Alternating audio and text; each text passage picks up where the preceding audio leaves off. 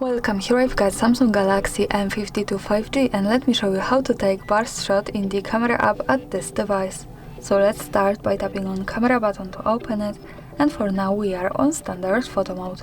From here let's go to left corner button. When we pick it, we can open camera settings.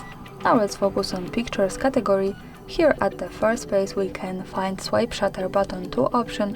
When we tap on it, we can decide to use this as take burst shot or create GIF. So let's stay on burst shot, and when we move back to the camera and slide down shutter, we should take burst shot. Let me show you how it works.